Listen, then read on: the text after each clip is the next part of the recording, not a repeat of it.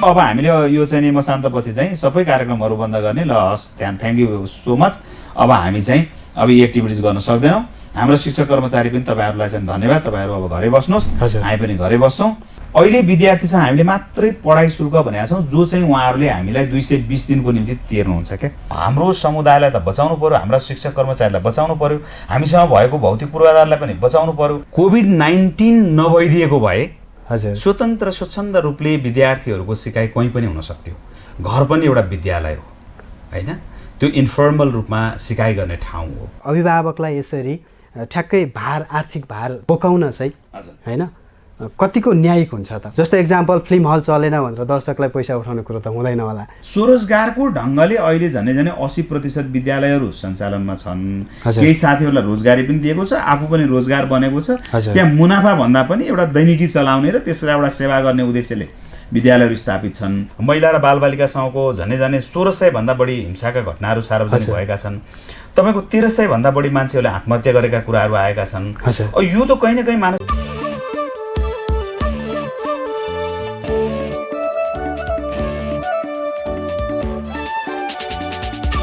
दर्शकबिन नमस्कार। केन्द्रबिन्दु टक शोमा हार्दिक स्वागत गर्न चाहन्छु। उपस्थित छु म मनोज नेउपाने। कोरोना भाइरसले देशभरका 70 लाख विद्यार्थीको पठन पाठन यति बेला ठप्प छ। संक्रमितको संख्या तीव्र रूपले बढिरहँदा विद्यालय सञ्चालन, अभिभावक र विद्यार्थीहरूमा थप अन्योलता सिर्जना भएको छ। यद्यपि सरकारले असार 1 गतेबाट वैकल्पिक शिक्षा प्रणाली अपनाउँदै अनलाइन, रेडियो, टेलिभिजन लगायतका माध्यमबाट पठन पाठन सुरु गरेको अवस्था छ।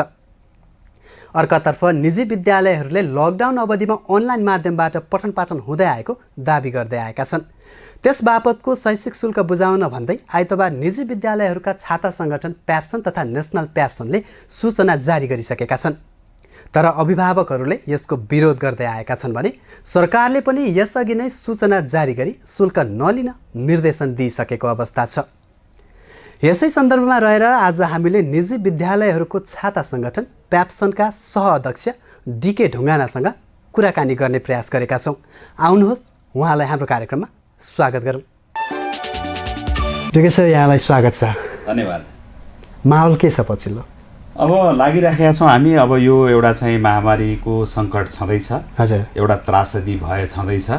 यो त्रासदी र भयलाई धेरै नलिउँ होइन, यसलाई सामान्य रूपले लिनुपर्छ। अब कोरोना भनेर डराउने होइन, कोरोना सँगसँगै बाँचेर जानुपर्छ।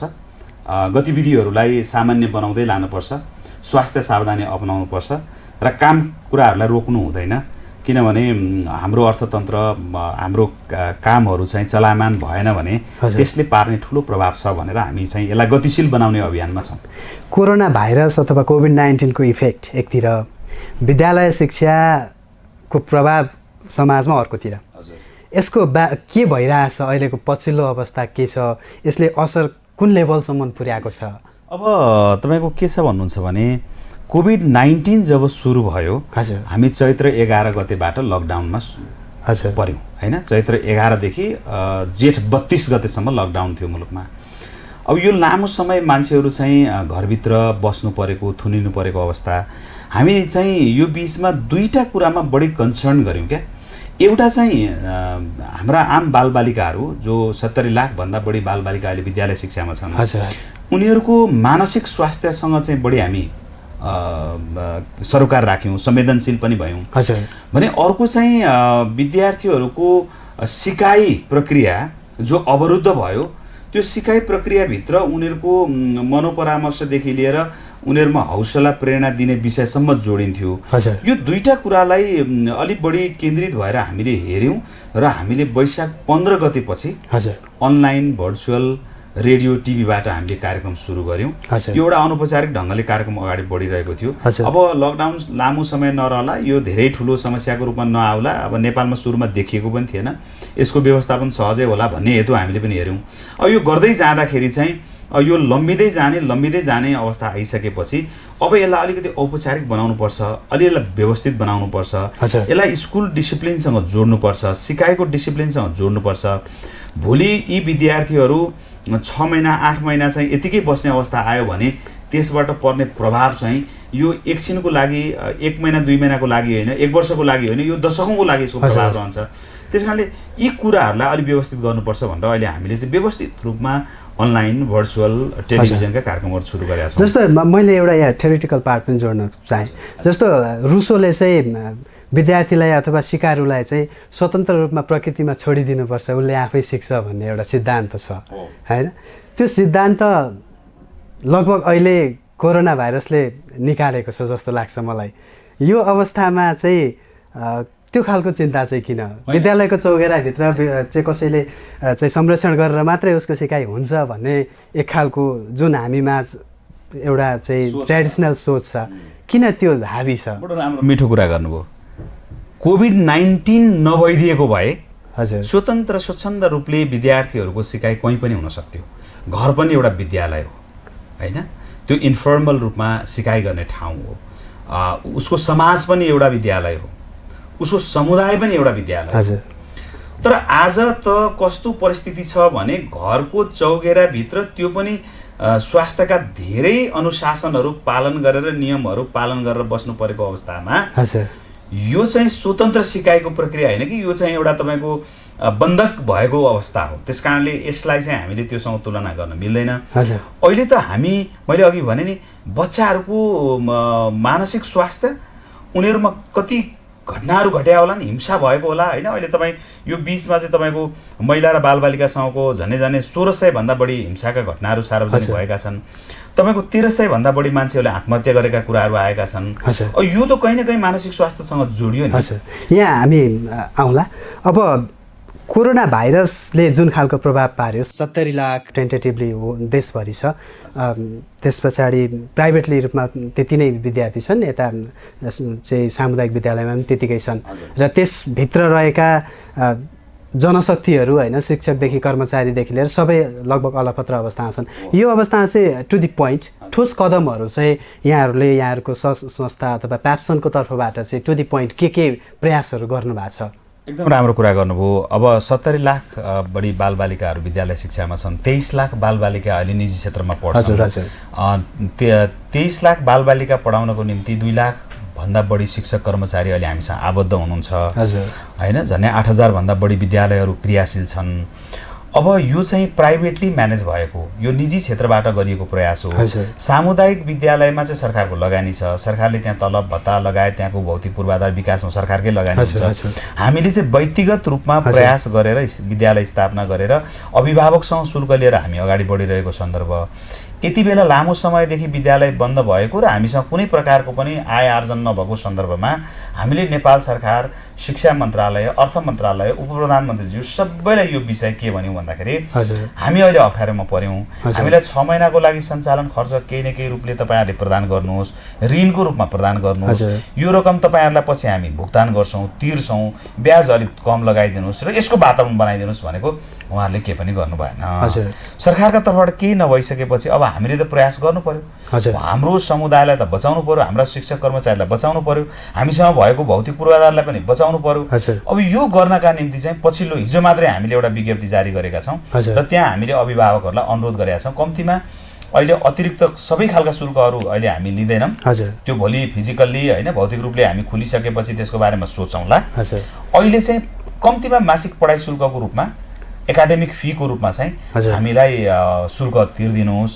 तपाईँहरूको अवस्था प्रतिकूलता अनुकूलता हेरेर र हामी पनि शिक्षक कर्मचारीलाई बचाइराख्छौँ, हाम्रो भौतिक पूर्वाधार पनि बचाइराख्छौँ। जे जस्तो हुन्छ अलिकति अगाडि जाउँ, सँगै बाँचौँ र भोलिका निम्ति सँगै सहकार्य गरेर काम गरौँ भन्ने ठाउँमा हामी अहिले पुगेका छौँ। तपाईँहरूले यो माग अघि सारिराख्दा अथवा यो निर्णयमा संस्थागत हिसाबमा यो निर्णयमा पुगिराख्दाखेरि यो कतिको स्वाभाविक छ? अनि अर्कोतर्फ कोभिड-19ले जसरी सबै क्षेत्र थलिएको छ त्यो अवस्थामा अभिभावकको अवस्था पनि त्यस्तै छ होइन। कतिले दुःखले अथवा कतिले सुखले पढाइरहेको त्यो आफ्नै ठाउँमा छ। यो कतिको स्वाभाविक र समय सापेक्ष निर्णयमा पुगिए जस्तो लाग्छ? होइन, हामी चाहिँ यस्तो हो, हामीले भन्यौँ नि हाम्रो अभिभावक भनेको शिक्षा मन्त्रालय। हामीले अभिभावकलाई सबै हाम्रो विस्तार बतायौँ, फेरि विस्तार लगायौँ, हाम्रो यथार्थ के हो भन्ने कुरा बतायौँ। उहाँहरूले जुन प्रकारले हामीलाई प्रोटेक्ट गर्नुपर्ने हो, संरक्षण गर्नुपर्ने हो चाहिँ यो क्षेत्रलाई त्यो गर्न सक्नु भएन होइन। त्यो नसकिसकेपछि त हामीले प्रयास गर्नु पर्यो। पोखरीमा कोही पर्यो त्यहाँबाट निस्कने प्रयास त उसले गर्छ नै होइन। त्यहाँ सिद्धान्त लागू हुँदैन, त्यहाँ नियम लागू हुँदैन, हात कसरी चलाउने खुट्टा कसरी चलाउने भन्दा पनि कसरी पोखरीबाट बाहिर आउने भन्ने कुरा हुन्छ। त्यस कारण यति बेला हामीलाई के हो भन्दाखेरि चाहिँ विषम परिस्थिति रह्यो, कुनै पनि ढङ्गले हामीले यसबाट निकास पाएनौँ र हामीले अभिभावकलाई गुहार्न हामी चाहिँ बाध्य भयौँ। हेर्नुहोस्, अब अभिभावकलाई पनि नगुहार्ने हो भने हामीसँग भएको जुन ह्युमन रिसोर्स छ उहाँहरूलाई कि त हामीले तपाईँहरू घरै बस्नुहोस्, हामी पनि घरै बस्छौँ, जुन दिन खुल्छ त्यो दिन खाउँला भन्नु पर्यो, होइन भने केही न केही त काम गर्नु पर्यो नि। त्यसको प्रयास हो यो।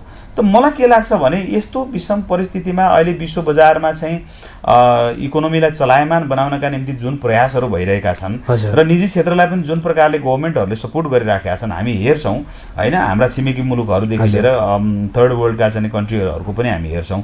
त्यो हेर्दाखेरि हामी चाहिँ अलिकति गभर्मेन्टबाट चाहिँ सपोर्ट नपाएको हो कि हामी साह्रै नै चाहिँ अवचनीय नै हो कि हामीलाई चाहिँ एकदमै यो चाहिँ नचाहिने क्षेत्र भनिएको हो कि जस्तो कता कता मनमा त्यो पनि आउँछ। त यथार्थ के हो भने अहिले इकोनोमीलाई चलायमान बनाउनु जरुरी छ। एउटा विद्यालय सेक्टरसँग जोडिएका थुप्रै व्यवसाय छन्, ती व्यवसाय चलायमान नहुँदा अथवा विद्यालय चाहिँ कुनै न कुनै प्रकारले एकाडेमिक एक्टिभिटिजमा चलायमान नहुँदा ती कुनै पनि क्षेत्र चल्दैनन्। जस्तो भन्नु न, हामीसँग पाठ्य पुस्तक जोडिन्छ, हामीसँग त्यसलाई एग्रिगेट रूपमा चाहिँ छाया प्रभावको रूपमा लिन सकिन्छ। त्यसले त ठुलो इकोनोमीको चाहिँ जुन मुभमेन्ट हो त्यो मुभमेन्ट रोकिएको छ। त्यसकारणले विद्यालयमा आर्थिक गतिविधि हुनलाई सरकारले सहजीकरण गर्नुपर्छ। अर्थ मन्त्रालयले त झन् यसमा विशेष ध्यान दिनुपर्छ। जब एउटा विद्यालय चाहिँ चलायमान हुन्छ, अभिभावकको आय कति छ, आर्जन कति छ, भोलि उहाँको के हुन्छ त्यो कुरो त हामी पनि त विद्यालय चलाउने मान्छे सहकार्य नगरी त बच्चा ल्याउनु हुन्न नि प्यारो छ। त्यहाँ हामीले उहाँलाई हार्ड एन्ड फास्ट गरेर त्यता बच्चा पठाइराख्नुहुन्न। तर इकोनोमीलाई बचाउनको निम्ति, आज अर्थतन्त्रलाई बचाउनको निम्ति पनि विद्यालय कलेज युनिभर्सिटी सेक्टर चलायमान हुनुपर्छ।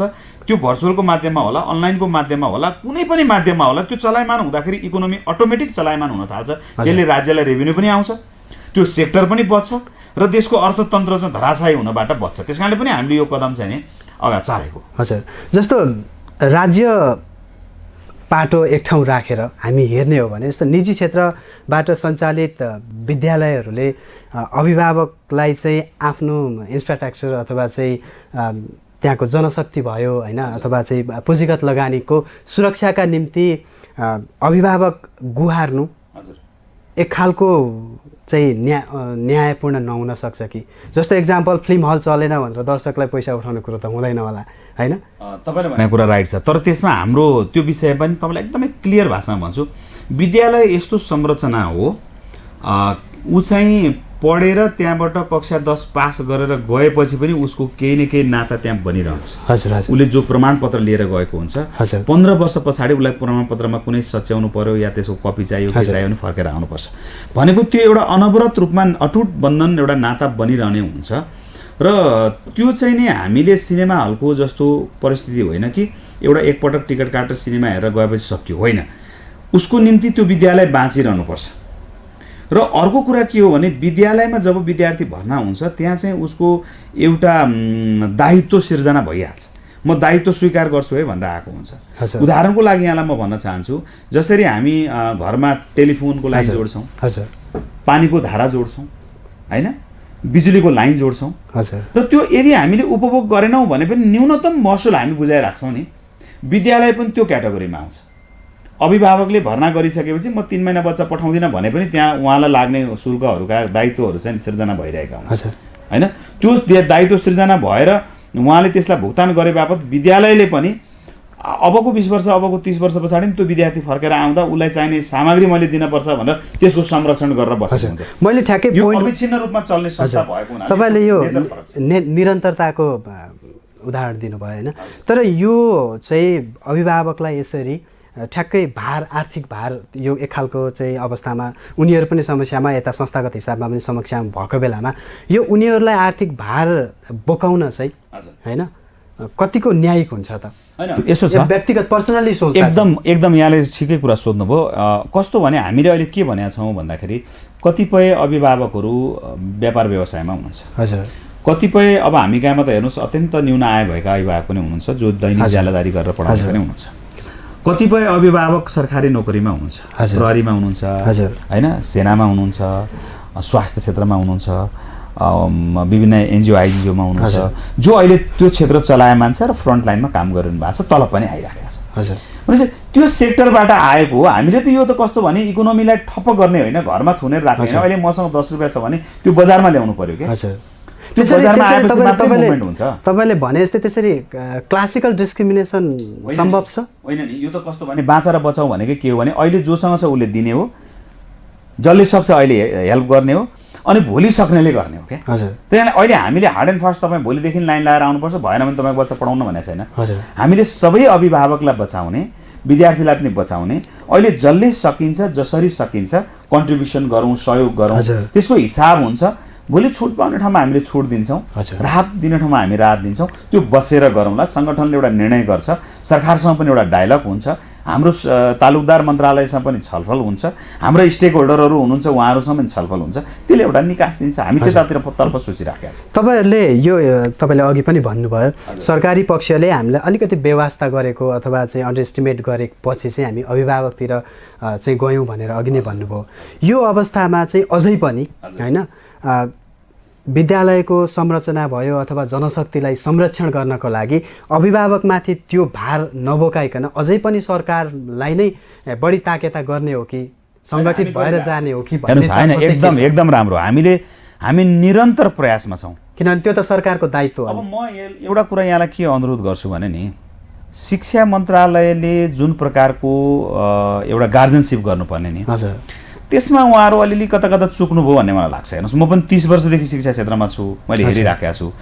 एउटा वित्तीय क्षेत्रमा कुनै पनि प्रकारको सानो समस्या आयो भने पनि राष्ट्र ब्याङ्कले ट्याकल गर्छ नि। उसले प्राइभेट ब्याङ्क र पब्लिक ब्याङ्क भन्दैन।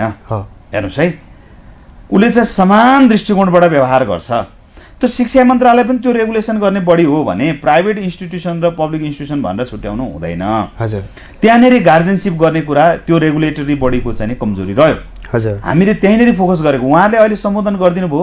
हामीले भनेका छौँ त 6 महिनाको सञ्चालन खर्च एउटा विद्यालयको कति खर्च हो भन्ने कुरा उसको चाहिँ फाइनेन्सियल स्टेटमेन्टमा छँदैछ, हिजो बुझाएको अडिट रिपोर्टमा छँदैछ। त्यो अडिट रिपोर्ट चाहिँ सरकारी कार्यालयमै छ, हामीले बुझाएको ट्याक्स अफिसमै छ।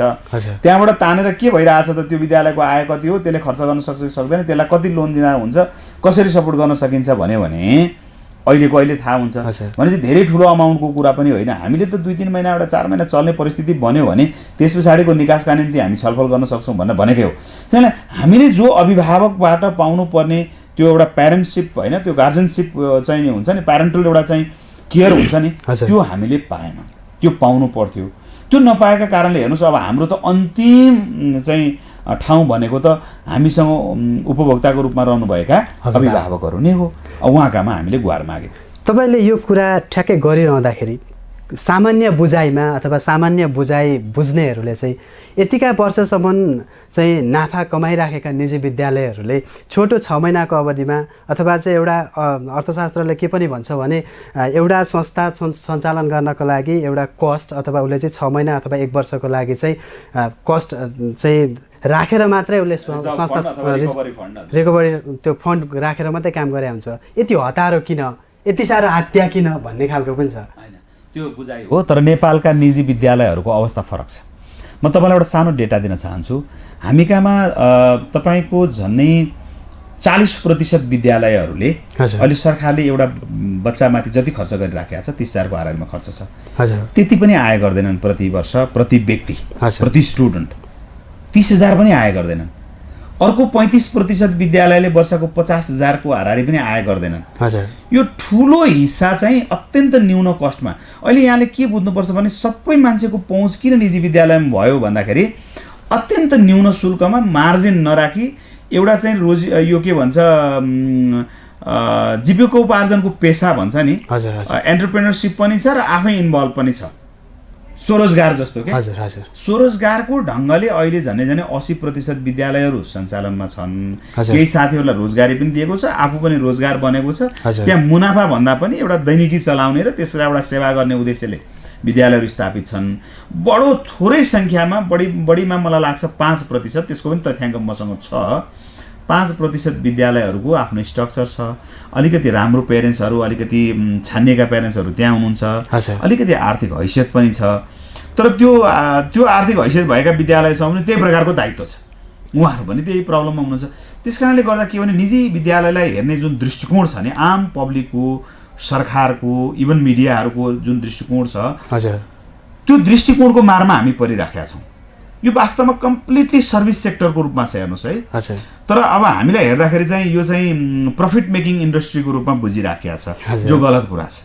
त्यस कारणले पनि हामी मारमा छौँ। बेसिकली प्राइभेट स्कुल्सहरूमा त्यो खालको फन्ड नै हुँदैन किनभने हामी प्यारेन्ट्ससँग पैसा लिन्छौँ।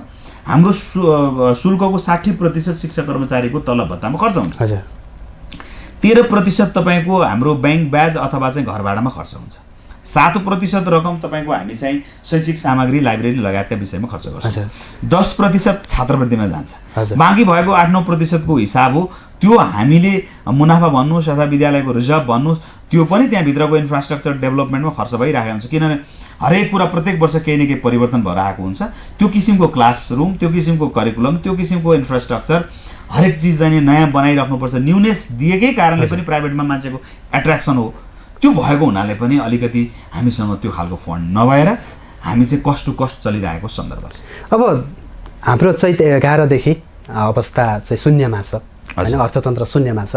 यो अवस्थामा निजी विद्यालयहरूले आफ्ना कर्मचारी शिक्षकहरूलाई नियमित रूपमा चाहिँ तलब उपलब्ध गराएको अवस्था छ कि छैन? हामीले चैत्र महिनासम्मको चाहिँ भुक्तान गरिसक्यौँ है। त्यो समयसम्मको त शुल्क होइन, शुल्क त उठाउनै पाइएन। हेर्नुहोस् कस्तो भने 2 नम्बर प्रदेशमा त परीक्षै हुन सकेन, पहाडी जिल्लामा परीक्षै हुन सकेन। 2-3टा परीक्षा भएपछि अवरुद्ध भयो किनभने 5 गतेभित्रमा सक्नुपर्छ भनेको थियो। उहाँले टाइममा परीक्षा सुरु गर्न सक्नु भएन। अब उपत्यका लगायतका केही सहरहरू र अलिकति सुगम ठाउँहरूमा परीक्षाहरू सम्पन्न भए। तर फागुनको अन्तिम साता भएको हुनाले कतिपय स्कुलले बिलिङै गर्न पाएको थिएन, कतिपय शुल्क विवरण पठाउनै पाएको थिएन, कतिको कलेक्सनै हुन सकेन। त्यो हतारमा हुनाले त्यहाँ पनि पैसा कलेक्सन हुन बाँकी छ।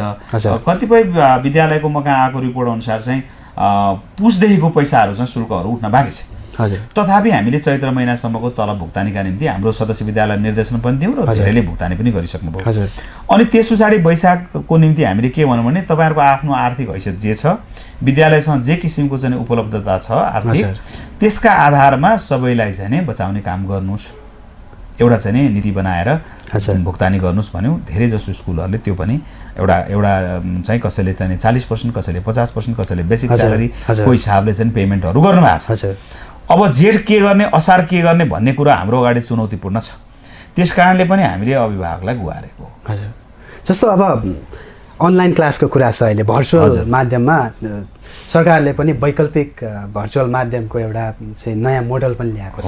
त्यसमा निजी विद्यालयहरूले कस्ता काम गरिरहेका छन्? हजुर, कति प्रतिशत चाहिँ त्यसको पहुँचमा रहेर काम गरिरहेका छन्? के छ अवस्था? अब यस्तो छ, हामीले चाहिँ अहिले 2टा मोडलमा भनौँ न, एउटा अनलाइन भर्चुअलको कुरा भयो। त्यसको हामीले यो वैशाख 16 गते नै त्यसको टेस्टमा हामी थियौँ। करिब 2 हप्ता हामी त्यसलाई परीक्षण गरिसकेपछि त्यसलाई अहिले स्मुथली हामीले लिएर गएका छौँ। अनलाइनमा भर्चुअलमा हाम्रो विद्यार्थीहरूको पहुँच भनेको अहिले करिब 70% को हाराहारीमा छ। बाँकी 30% विद्यार्थीहरू जहाँ इन्टरनेट भएन अथवा चाहिँ इन्टरनेट भए पनि डिभाइस भएन हैन, सहजता भएन, त्यसको निम्ति चाहिँ हामीले टेलिभिजन प्रोग्रामहरू असार 1 गतेबाट सुरु गरिरहेका छौँ। र सँगसँगै हामीले लोकल लेभलमा लोकल टेलिभिजन र लोकल एफएमहरूलाई पनि प्रयोग गरेका छौँ। र कुनै न कुनै रूपले अहिले हामीसँग चाहिँ सबै विद्यार्थीहरू जोडिएको सन्दर्भ छ। अब हामी डेटा पनि कलेक्सन गरिरहेका छौँ। असार 1 गतेबाट त हामीले विद्यार्थीहरूको सङ्ख्या एकिन गर्नलाई अभिलेखीकरण, खास गरी डेटा कलेक्सन हैन, अब रजिस्ट्रेसनको कामहरू सुरु गरेका छौँ। जस्तो यो कुरामा चाहिँ जस्तो धेरै विद्यार्थीहरू चाहिँ इन्टरनेटको पहुँचमा नभएको अथवा उपयुक्त डिभाइस, ल्यापटप, मोबाइल, स्मार्टफोन नभएको अवस्थामा छन् र उनीहरूको सामाजिक सञ्जालमा गुनासोहरू यतिसम्म आएको छ कि हामी चाहिँ के अरे फोन गर्न पनि रुखमा चढ्नुपर्ने अवस्थामा अनलाइन शिक्षाको प्रावधान ल्याइयो, यो कतिसम्म चाहिँ न्यायिक छ भन्ने खालका क्वेसनहरू पनि अभिभावकबाट उठाएका छन् एकातर्फ। अर्कोतर्फ चाहिँ सरकारले चाहिँ नयाँ प्रावधान अनुसार सरकारी खर्चमा रेडियो, टेलिभिजन, एफएमबाट शिक्षा के अरे क्लासहरू सञ्चालन गरिराखेको छ। त्यस्तो अवस्थामा निजी विद्यालय चाहिँ प्याप्सन जस्ता संस्थाहरूले नै विज्ञप्ति जारी गरेर अभिभावकबाट पैसा असुल्नु कतिको न्याय छ, यो हामीलाई अन्याय हो भन्ने पनि छन्। यी विविध पक्षलाई चाहिँ कसैले विश्लेषण गर्नुहुन्छ? अनि यसो छ, अब हामीले के बुझौँ भने 2,19,00,000 पछिल्लो तथ्याङ्क मानिसहरूका पहुँचमा अहिले इन्टरनेट छ भनेर पछिल्लो तथ्याङ्क हो।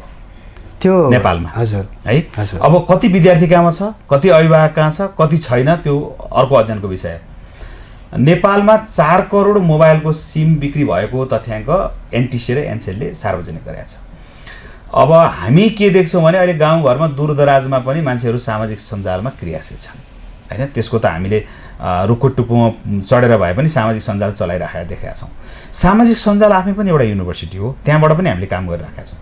त्यस कारणले के हो भने यो एउटा विषम परिस्थिति हो, अप्ठ्यारो परिस्थिति हो। अप्ठ्यारो परिस्थितिमा नयाँ क्रिएसन गर्ने हो। अब हामी प्रविधिमा जानुको विकल्पै छैन र त्यसलाई चाहिँ ब्रेक थ्रु गर्ने टाइम कहिले हो भन्दा अहिले हो। अहिले हो। अब हामीले यहाँबाट अगाडि बढ्नुपर्छ। होला 40% सक्सेस भइएला, 50% सक्सेस भइएला, तर यसलाई हामीले एउटा रोड म्याप बनाएर होइन यसलाई एउटा हामीले अवसरको रूपमा लिएर अगाडि जान सक्यौँ भने अबको 2 वर्ष अबको 3 वर्ष पछाडि त हाम्रा गाउँघरमा होइन दूरदराजका विद्यालयमा पनि इन्टरनेटको पहुँच हुन्छ। हाम्रा चाहिँ एकदम ग्रामीण भेगमा बसेर पढ्ने भाइ बहिनीहरूले पनि राम्रो चाहिँ गुणस्तरीय शिक्षा आज अमेरिकामा के भइरहेछ, युरोपमा के भइरहेछ, ग्लोबली के भइरहेछ भन्ने कुरा त आफ्नै चाहिँ डिभाइसमा हेरेर पढ्ने अवस्था आउँछ नि त। त्यसले त्यो सोच हो हाम्रो। हामीले यसलाई रोक्नु हुँदैन। कोभिड कसैको निम्ति च्यालेन्ज हो, कसैको निम्ति अपर्च्युनिटी हो। आज तपाईँको जति पनि डिजिटल सेक्टरमा काम गर्ने मान्छेको निम्ति कोभिड चाहिने अपर्च्युनिटी बनिराखेको छ। जो म्यानुअली काम गर्थ्यो होइन ती मान्छेहरूका लागि चाहिँ यो च्यालेन्ज हो। भनेपछि अब च्यालेन्जलाई हामीले अपर्च्युनिटीमा लिएर जानुपर्छ। त्यस कारणले यो कम्प्लेन भन्दा पनि यसमा कम्प्लिमेन्ट गर्नुपर्छ। हामी कसरी बेटर गरेर जान सक्छौँ भन्ने कुरा चाहिँ सोच्नुपर्छ। हजुर, तपाईँले भने जस्तै चाहिँ भविष्यको लागि एउटा सुनौलो अवसर एकदमै। अहिले भर्खरैको अवस्थामा चाहिँ कतिको व्यवस्थित छ यो होइन, कतिको प्रभावकारी छ, कतिको आन्तरिक मूल्याङ्कनहरू कतिको भइरहेछ तपाईँहरूको पक्षबाट, सरकारी क्षेत्रबाट दिएको उपलब्धि अथवा सरकारी क्षेत्रबाट गरेका कामहरूको उपलब्धि र निजी क्षेत्रबाट गरेका उपलब्धिहरूमा कतिको सामञ्जस्यता निस्किएको छ, के छ डेटामा? अनि अब यसो छ, हामीले जे अहिले अध्ययन गरिराखेका छौँ हामी अब हेर्नुहोस् कम्प्लिटली अहिले आजको भोलि यो चाहिँ एउटा पूर्वाधार नबनाइकन घर घरमा बसेर टिचरले पढाउने, घर घरबाट प्रशासन चलाउने, घर घरबाट करिकुलम चाहिँ डेभलप गरेर चाहिँ सेयरिङ गर्ने कुरा त यो जे हामीले गरेका छौँ हामी यसमा सेटिस्फाइड छ। यदि भोलि त्यो फिजिकल रूपमा हामी विद्यालयमा यो प्रकारको सेटअप गरेर अगाडि बढिरहँदा त हामीले फड्को मार्छौँ, हामी ग्लोबल कम्पिटिसनमा पुग्न सक्छौँ। त्यहाँ मैले के बुझ्दछु भने हेर्नुहोस् आज यो बल्ब बालेर हामी उज्यालोमा बसिराखेका छौँ नि, थमस अल्वा एडिसनले चाहिँ 1000 पटक प्रयास नगरेको भए बल्ब बल्दैन थियो।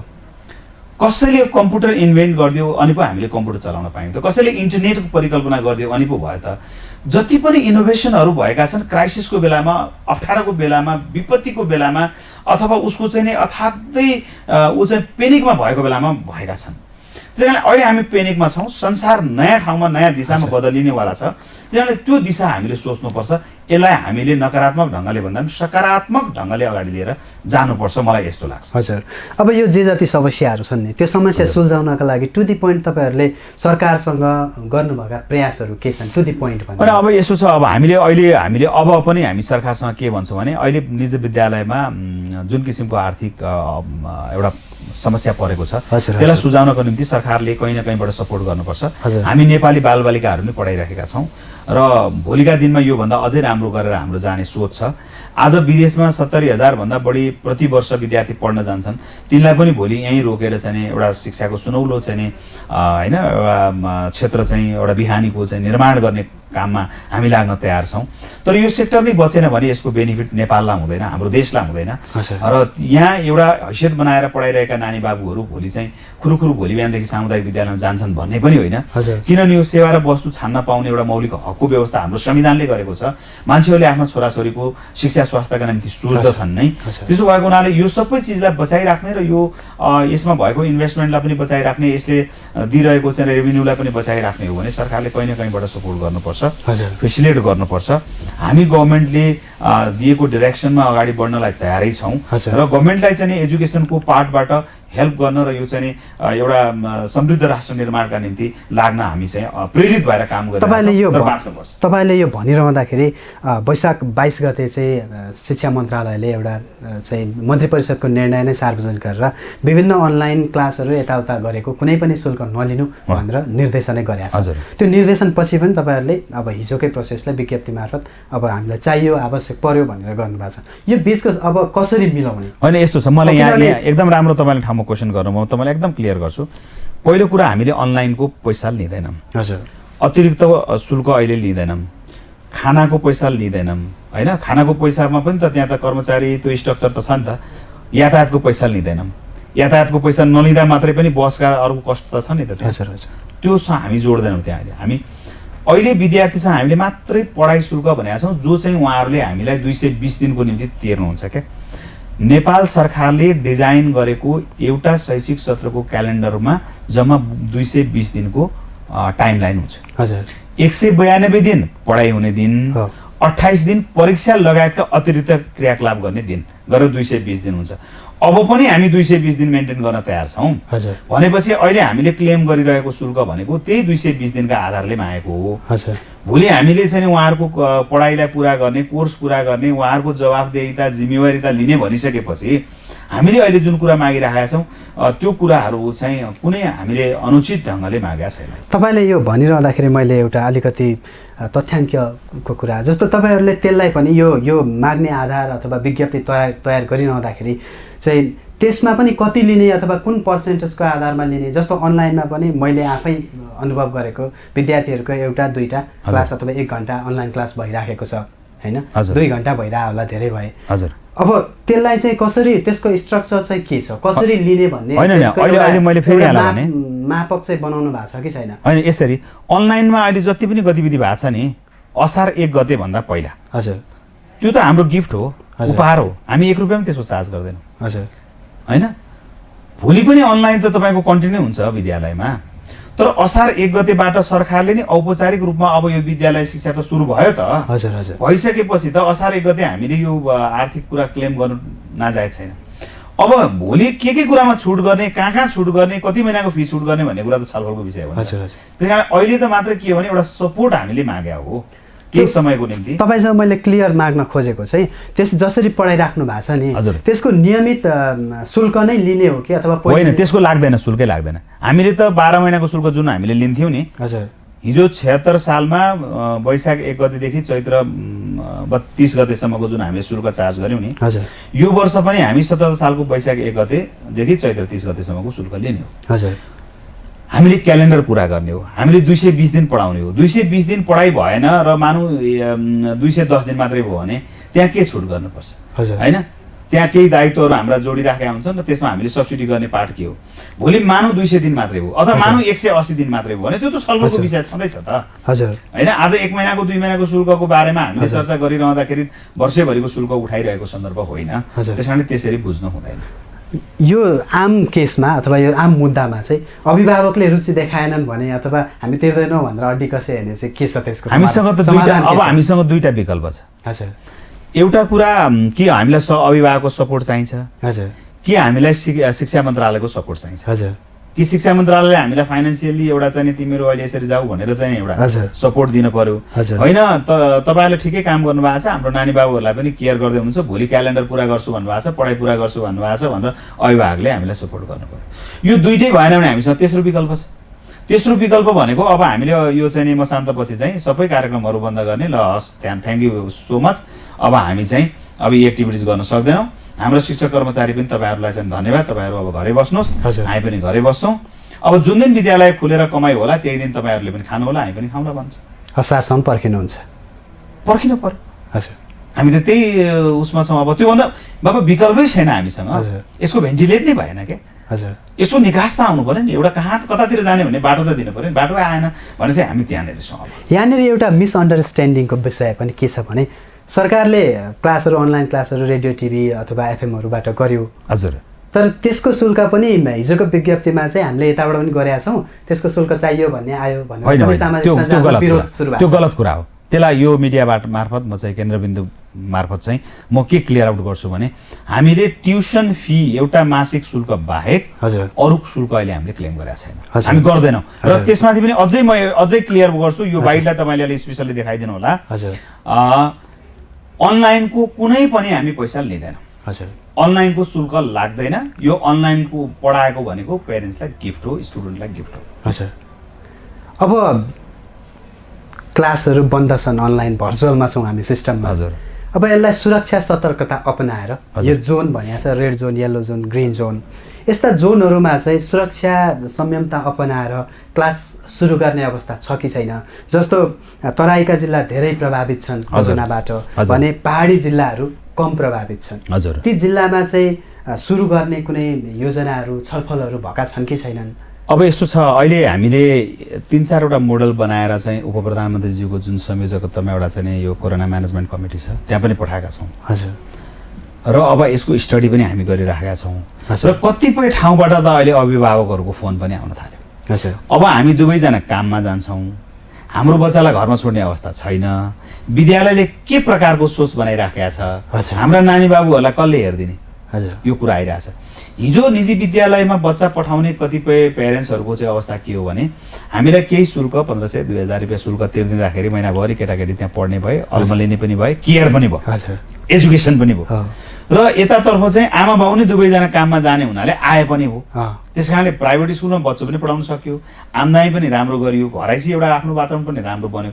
त्यो अवस्था थियो। अब त्यो अवस्थामा जटिलता भएको हुनाले कतिपय प्यारेन्ट्सहरूको हामीलाई क्वाइरिज पनि सुरु भएको छ, के गरिदिनुहुन्छ भनेर। अब हामी सोचिराखेका छौँ कि अब फिजिकल्ली पनि परिस्थिति कस्तो रहन्छ, कम्तीमा ग्रिन जोन होइन, कम्तीमा चाहिँ जोखिम कम भएका ठाउँहरू, त्यसमा पनि मोडल बनाएर कुनै दिन चाहिँ 10जना बच्चा बोलाएर, अर्को दिन 10जना बोलाएर, जो आज आउँछ भोलि उसलाई अनलाइन गरेर होइन, यसरी डिफ्रेन्ट मोडलमा जान सकिन्छ। अब यसको छलफल गर्दैछौँ हामी, तर अब यो बिचमा अब विविध विषयहरू छन्, अब यो कसरी समाधान हुन्छ हेर्दैछौँ। हजुर, अब हामी अन्तमा छौँ। एउटा जिज्ञासा, जस्तो हामी अनलाइनको कुरा गर्छौँ, भर्चुअलको कुरा गर्छौँ, अघि प्रविधिको विकास पनि कम भएको छ भन्ने हिसाबमा छौँ। यहाँनिर एउटा क्वेसन चाहिँ के रेज भइरहेछ भने कतिपय बालबालिकाहरू नर्सरी, एलकेजी, युकेजी 1 ती लेभलकाले न अनलाइनमा उनीहरूले आफ्नो चाहिँ उपस्थितिलाई राम्रो बनाउन सक्छन्, न अभिभावकले व्यवस्थापन गर्न सक्छन्। त्यस्ताको चाहिँ शुल्क लिने कि नलिने, अथवा त्यस्ता विद्यार्थीको चाहिँ भविष्यलाई कसरी चाहिँ सुनिश्चित गर्ने भन्ने समस्या छ, त्यसतर्फ चाहिँ संस्थाको ध्यान कता छ? होइन छ, हामीले त्यसको बारेमा पनि अब धेरै मोन्टेसरी स्कुल्सहरू छन्, धेरै प्री स्कुल्सहरू छन्, बाल शिक्षाका कक्षाहरू भइरहेका छन्, त्यहाँ पनि अहिले केही न केही प्रयास भइरहेका छ। तर त्यो प्रयास कति कन्टिन्यू हुन्छ हुँदैन होइन।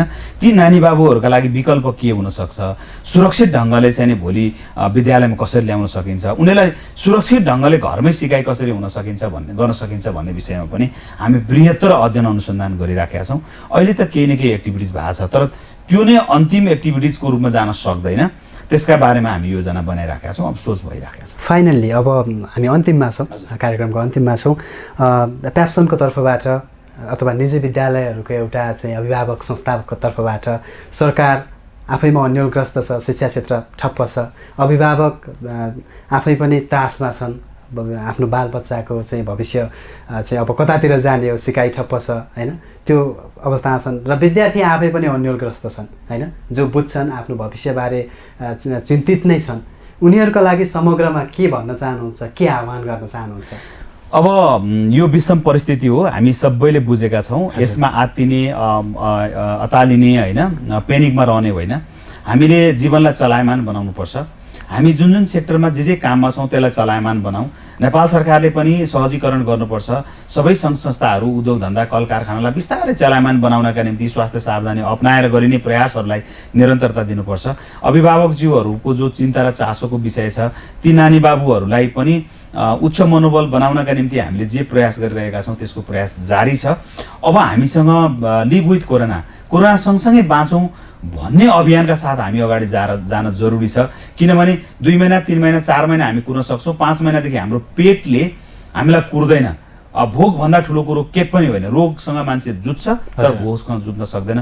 त्यही कारण त्यो परिस्थिति आउन नदिउँ, हाम्रो अर्थव्यवस्थालाई चलायमान बनाऊ, सबै उद्योग धन्दा, कल कारखाना, पेसा व्यवसायलाई स्वास्थ्य सावधानी पर्याप्त मात्रामा अपनाएर अगाडि बढाउँ, त्यसले नै हामीलाई निकास दिन्छ। हस्, यहाँको महत्त्वपूर्ण समय केन्द्रबिन्दुका लागि दिनुभएकोमा धेरै धेरै धन्यवाद। मलाई पनि अवसर दिनुभयो। केन्द्रबिन्दु परिवारलाई मेरो पनि धेरै धेरै धन्यवाद। नमस्ते।